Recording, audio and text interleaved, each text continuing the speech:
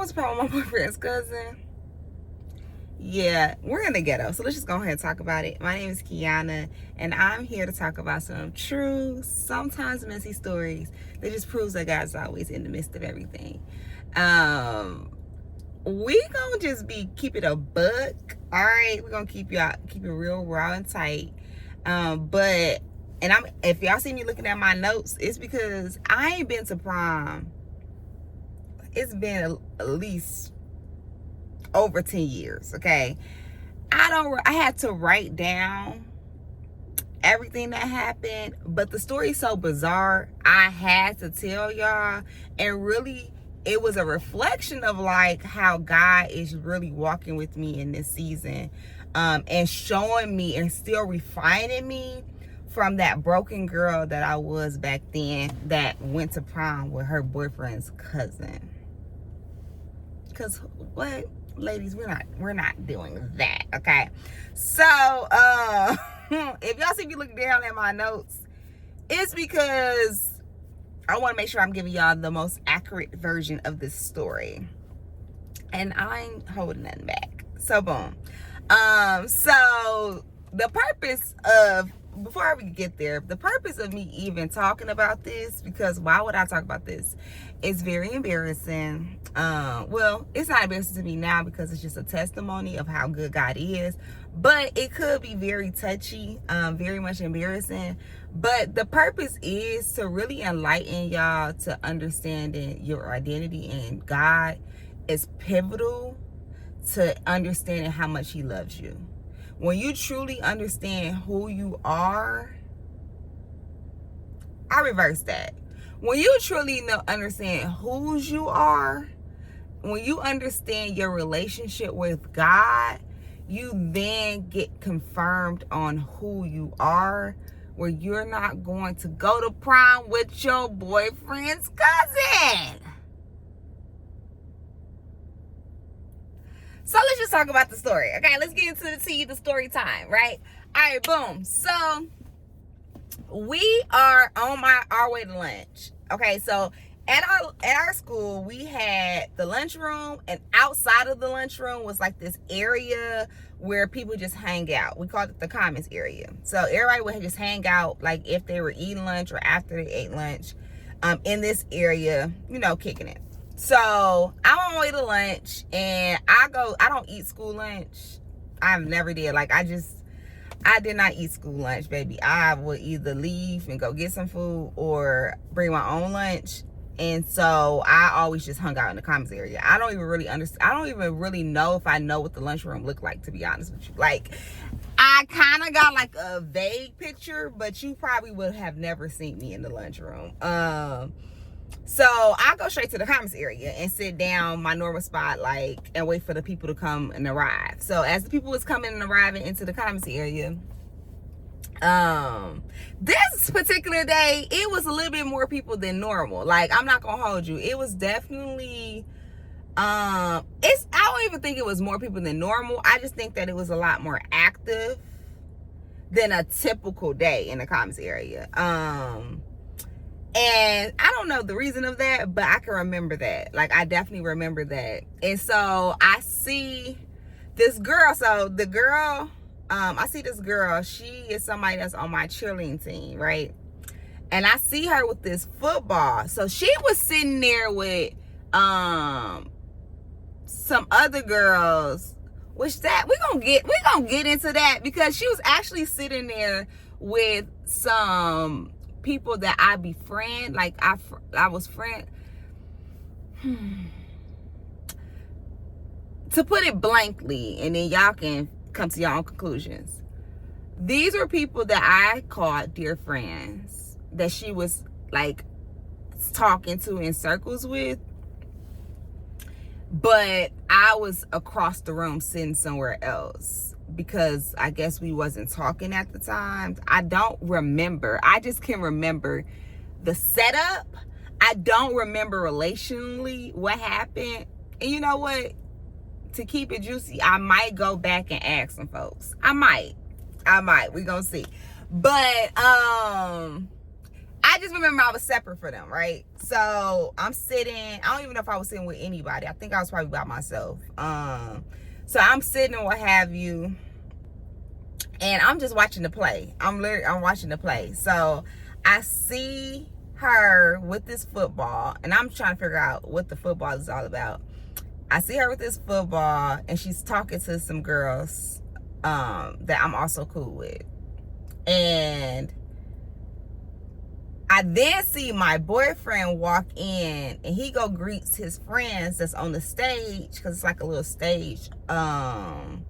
It's like a little stage, and then on the side are like some pillars that people sit on, and then across are some stairs, and then 2 areas that's like you can sit or what have you. So I'm sitting in one of the areas where you can sit, and I see him go and greet his friends up on the stage, and she's sitting on one of the pillars. And then next thing you know, I think she's called his name and threw the ball. And I'm like, what's going on? The ball said, would you go to prom with me? And I'm literally just watching all of this like happen. Like, I'm like, what? I'm really confused and shocked, and I think anger came after, because after I was confused and shocked, I'm like, what's going on? I realized what's going on.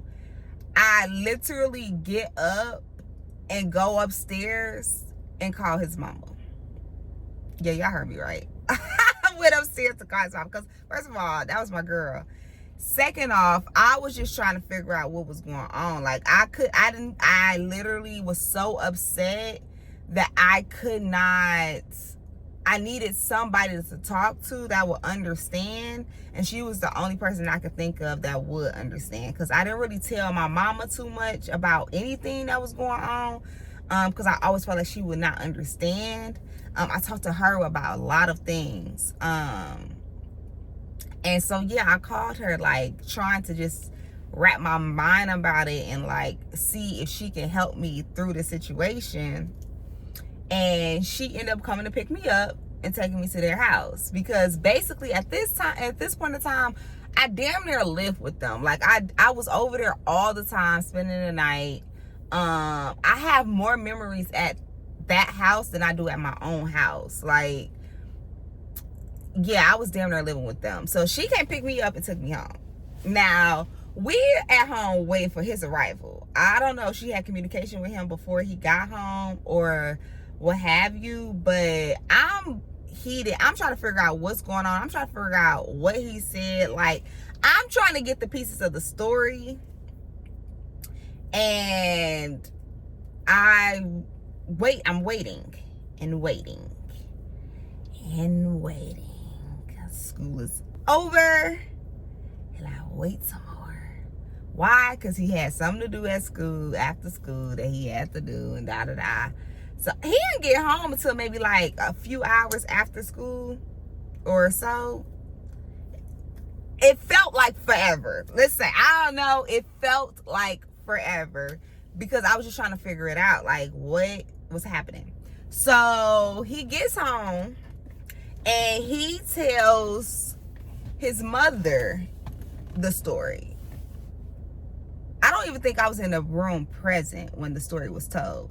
I think literally, I think he told his mom what happened, the truth, because he told his mama the truth.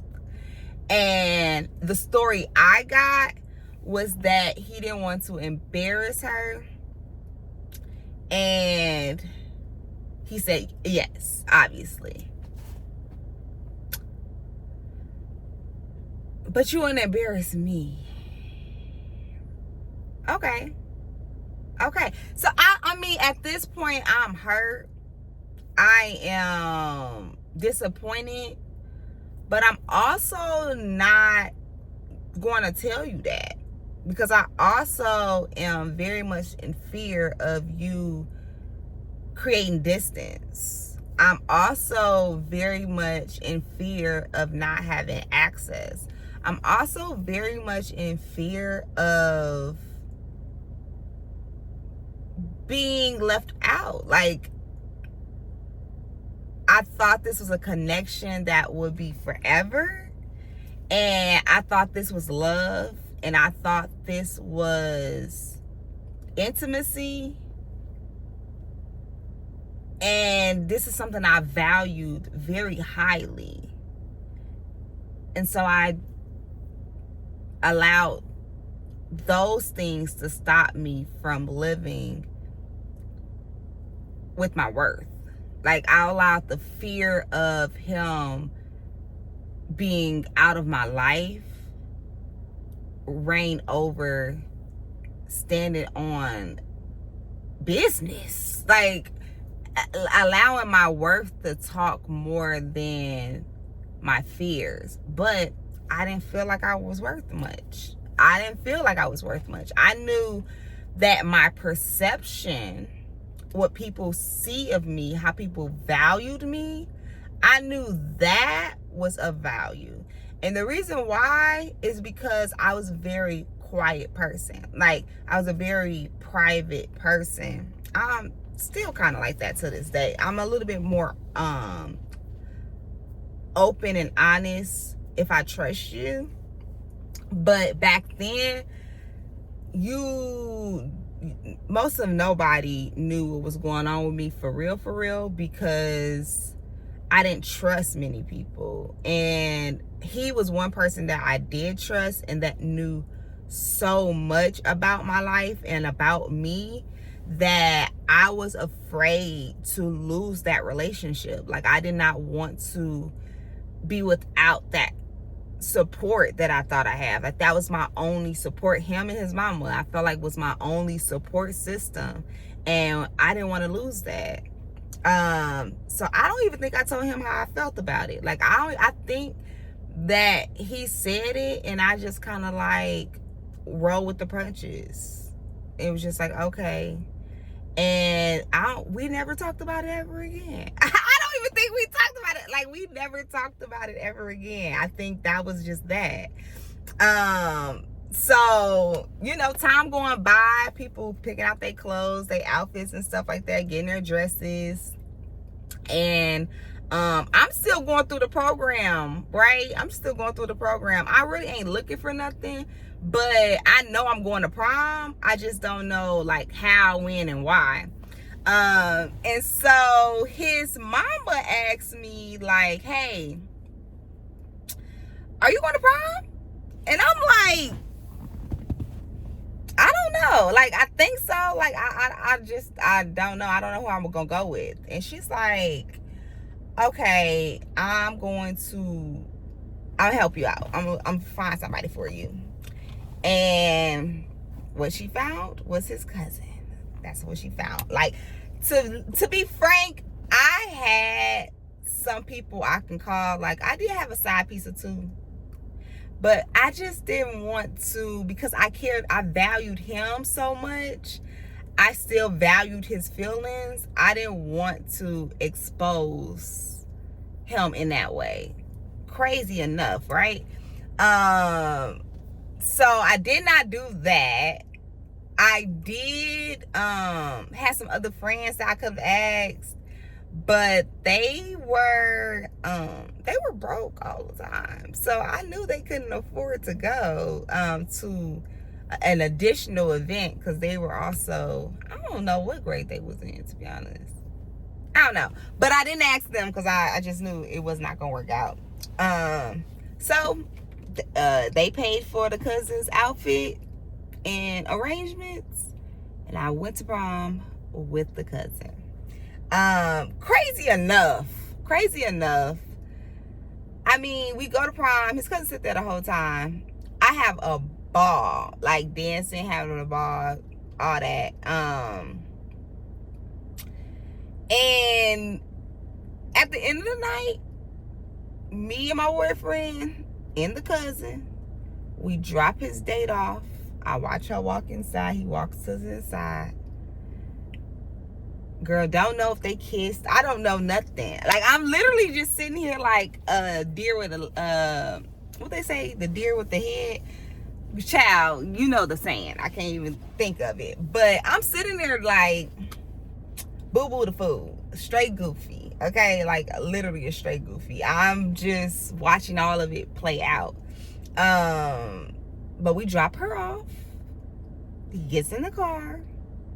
We drive to his house. We go inside. Like nothing happened. Like I did not just attend my senior prom with your cousin.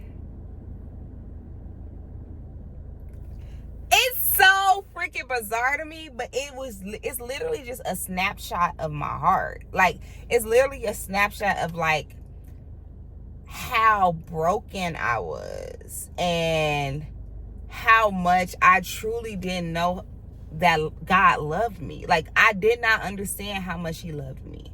I did not understand my identity in him. Like, I did not understand what it meant to just walk confidently in the power of God. Because I would have never went to prom with this Negro. Like, what? So, yeah, I mean, child, I'm like so blown away. But it was just nothing but I'm grateful for the opportunity to be able to sit there and experience that, because when I actually encountered God for the first time after being dumped 4 years later by this same Negro, I was so broken, so brokenhearted, so just like felt my worth did not exist. Like, I literally can't tell you what mattered to me. Like, I don't even think I knew what that meant. Like, I grew up in a broken environment where everybody is struggling for identity. And so I inherited that.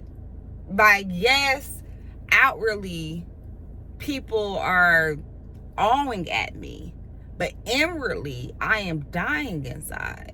Like, sincerely dying inside. And after that breakup, I am sitting on my bedroom floor, brokenhearted, lost, confused, hurt. And all I heard was God saying, like, I have something special in store for you. And that led me to reading my Bible. Because I'm like, if you have something special in store for me, I want to know what it is. Because I don't know. It took me so long to even figure out why I was here in the first place. Like, I did not understand why I needed to be alive. Like, what was my purpose here? And the only way I learned that is learning who my maker was, like how he designed me, and why is to literally bring glory to his name and allow people to see how powerful it is to choose God. Like, it's so much power in choosing God that you don't want to be disappointed with the other alternative. Because all it is disappointment over there. All it is heartache over there. All it is embarrassment over there. You think it, like I see so much social media. You see these people and they got these high regards. Everybody's highly favored, right? It's what it looks like. But inwards, these people are dying. They're literally dying inside. Like, it's just a front. So I'm just a broken girl trying to take inventory of my heart, and I find pieces that has dwelt there through these stories of my life, and I'm just going to share them and share how God has changed my heart in these areas, And he can do it for you too. Like, this is not just my story. This is a story for the brokenhearted girlies, the girlies that felt alone and isolated, the girlies that just wants to be loved so bad, the girls that just really need and want attention. The best place you can find it is in the bosom of Christ. Like, that's the best place you can find it. Like, literally submitting yourself to allowing the Holy Spirit to lead you into understanding. And so I hope this story bless you. If it has, please tell me in the comments. And yeah, I love y'all. Talk to y'all soon.